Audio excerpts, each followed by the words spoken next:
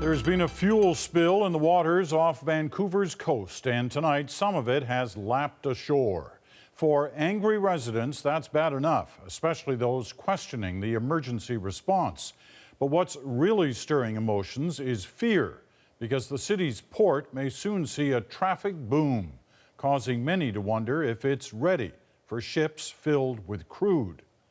Aerial shots give a good idea what's driving the anger and what's at stake. The unnatural sheen of potential danger. The spill happened in English Bay, at least 3,100 litres worth, most of it around one anchored ship, but some finding its way to shore and the sand of a popular West End beach. The CBC's NATALIE Clancy is there with the details. NATALIE.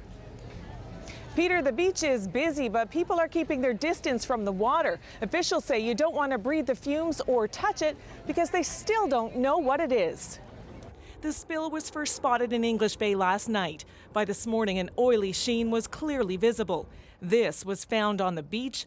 The slick was first thought to be bunker fuel seeping from this grain ship. But the Maranatha is brand new on its maiden voyage. Surrounded by booms and flying the flag of Cyprus, officials say it may not be the source of the leak. I can't definitively say that it came specifically from that vessel.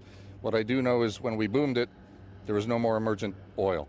We just pulled this tennis ball out of the ocean here, and you can see all the lovely little fuel on there. HERMAN DRIER didn't mean to get the mystery substance all over his hands, but he's furious his beloved beach is contaminated. This is a major tourist attraction.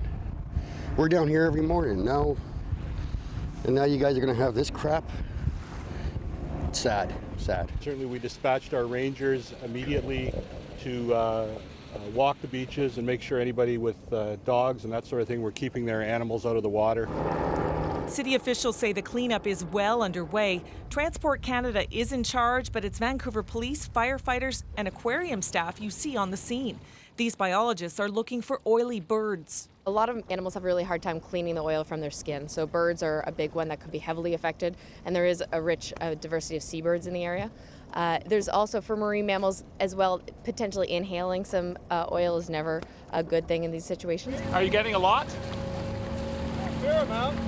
A cleanup company has run hundreds of meters of boom around the site of the spill, but some say that did not happen fast enough.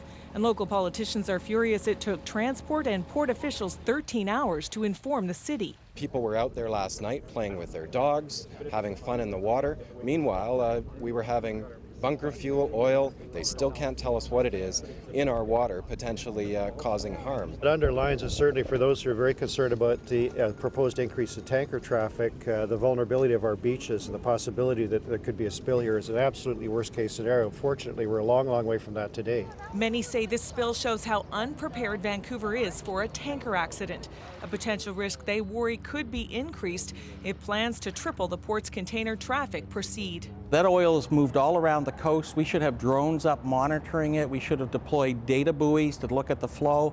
Instead, we've got Vancouver City Police enforcing an exclusion zone, the Vancouver Aquarium doing the environmental study. Where's the Government of Canada in this?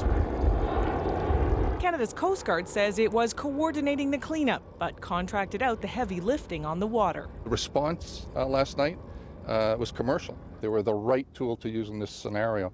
And so, you know, Coast Guard resources and ability to respond wasn't a factor. The government says the recent closure of Vancouver's Coast Guard base had no impact on the way it responded to this spill. Peter? Well, NATALIE, how are they going to figure out what spilled and where from?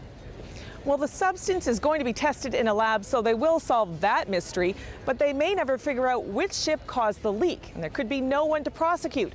That would leave taxpayers on the hook for the cost of this cleanup. Tonight, no word on how long that will take. Peter? All right, NATALIE, thank you. NATALIE Clancy in Vancouver tonight.